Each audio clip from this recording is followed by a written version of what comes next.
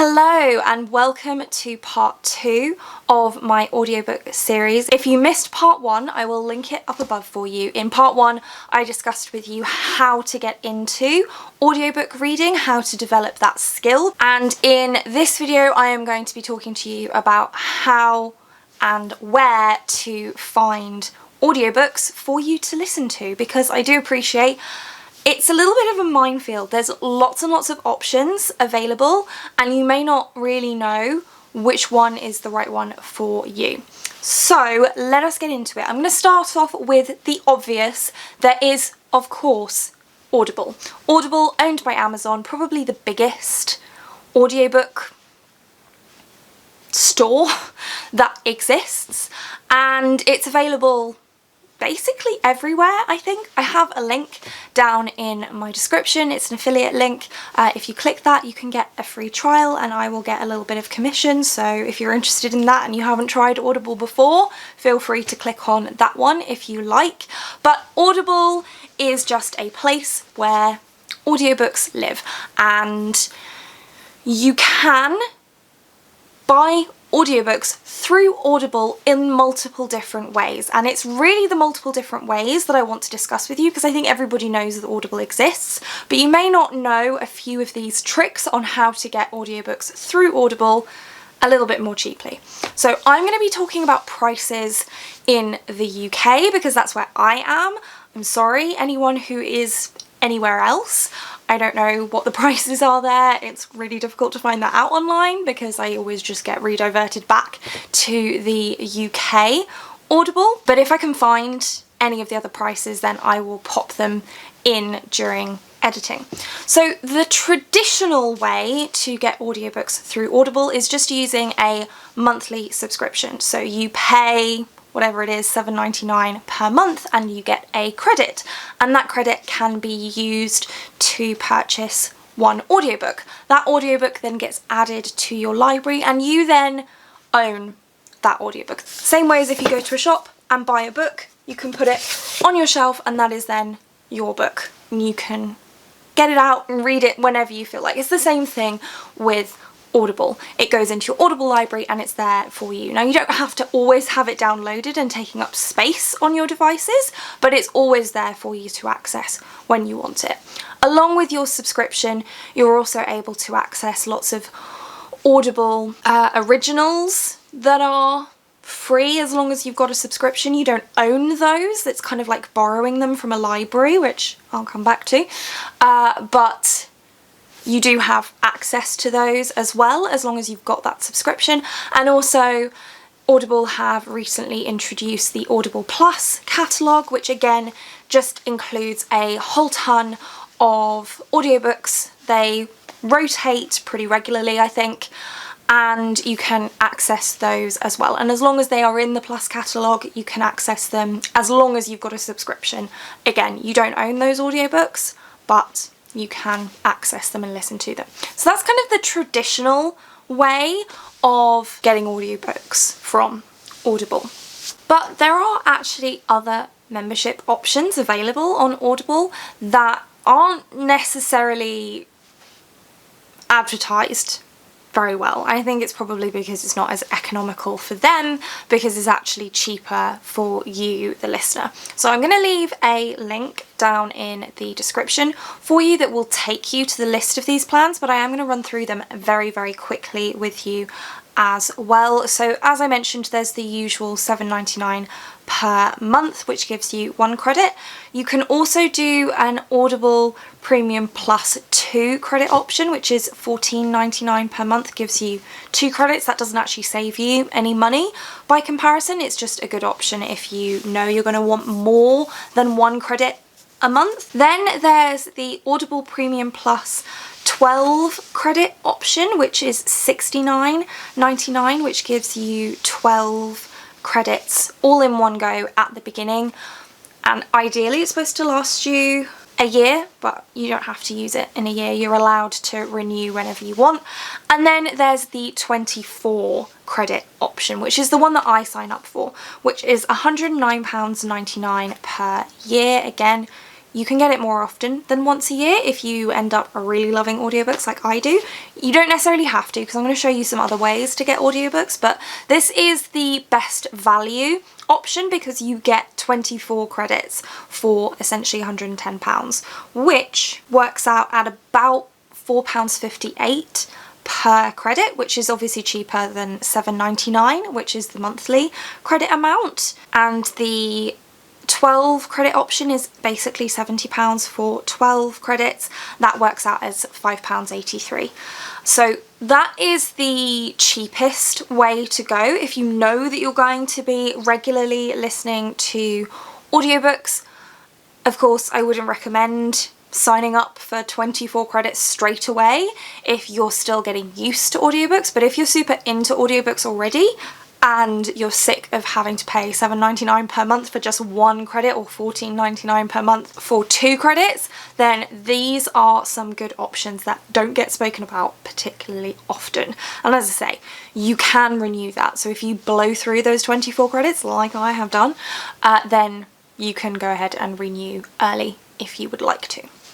So those are some ways that you can get memberships through Audible that are a little bit cheaper per book. You also, once you're a member, will regularly be told when they have sales on. So Audible pretty regularly runs 2 for 1s or 3 for 2s or £3, £2, £1 per audiobook. You're not going to find something that you're interested in every single time, but it's really worth taking a few minutes to have a look through what's on offer and seeing if there's anything that interests you. If you see a couple that you like the look of, then you can end up getting 2 books for 1 credit.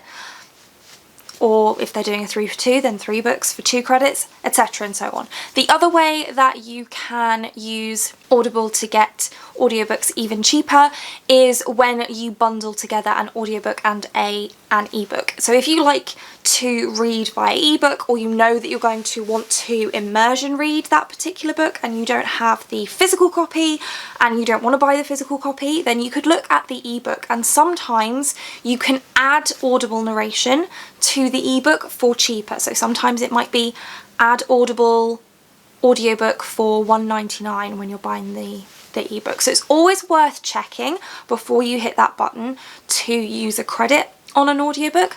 Check if you could get it cheaper by getting the Kindle ebook as well. So those are some tips and tricks for using Audible. I feel like this could have been a whole video by itself, so sorry that this video is going to be a little bit long. I will try to remember to bookmark it, but that's one way you can go, and that's probably the most well-known way to go in terms of audiobooking. Number 2 is Libby. If you have never heard of Libby, then I'm about to change your life. Libby is an Overdrive product. It is an app that you can get on your phone, your tablet, your computer, I'm guessing too. I've never done that, but I'm pretty sure you can get it there too. And it's a place where you can access your library's digital catalogue. So you can use this for ebooks as well. I'm going to be focusing on audiobooks because that's the point of this series, but you can get ebooks on there, and I have done that before. I have borrowed both the ebook and the audiobook from the library, sent the ebook to my Kindle, which you can do, not for every title, but most titles, send it to my Kindle and then listen to the audiobook through the Libby app and follow along in my Kindle for that immersion reading experience. So with Libby, you can add however many library cards you would like, and I highly recommend collecting library cards as much as you possibly can, and potentially even share them with your friends. That's something that I've done. My friend Joanna, who lives in Luxembourg, I've given her my library card details, and she will sometimes borrow books from my library that her library doesn't have. So collect up your library cards, and also, if you can, get library cards from libraries that are in groups. So usually libraries will be in a group. So for example, my library system is called the London Libraries Consortium, I believe, and so it's a group of, I think, about 10 or so libraries, And the benefit of that is that you don't then just have access to the digital catalogue just for your local library, but you also have access to the libraries for the whole of the group, which gives you much more choice. And if you do that with multiple library groups, then you can see how your catalogue, your available items, is going to increase exponentially. Now, you will find that the stuff that's available at your library as opposed to the next library will vary greatly depending on what their patrons are generally interested in. So my local library is pretty good for general fiction or literary fiction, but not so great for fantasy stuff, because that's just not what people that are using that library generally tend to read. Now, you can request books from libraries. That's not something that I've ever done, just because I've got all of these different ways of accessing audiobooks, but you can do that. And there are also libraries that you can get library cards for that aren't even anywhere near your home. So if you're in the UK, then you can get a library card from the Oxfordshire library system. So you just type it in Google, Oxford Library card, and you can apply online, and it's available to anyone in the entire UK. And they will just send you a library card. They will email you with your library card number and PIN so that you can add it onto Libby. You'll also get a copy through the post. I've got one. I'm never going to actually use it because I'm never going to go to Oxford. Well, I might, but I'm never going to go to Oxford to borrow a physical library book and then bring it back here and then take it back to Oxford. That would be pointless. But I've got it on my Libby app, which means that I can access their digital catalogue, and you can have, as I mentioned, as many library cards on there as you want to. Also, if you live in America, there are quite a few libraries that you can actually pay to join, even if it's not the state that you live in. So for example, the New York Library, you can pay, I think it's about $50 per year to get a library card from the New York Library, and then you can access all of the digital content that the New York Library has, along with any other libraries that are within that system. I am personally trying to figure out if I can do that from the UK. I don't know if it's possible. If it is, then I will let you know in the comments, but that is an option as well. And of course, it's a positive thing to do because you're supporting libraries, you're supporting that community.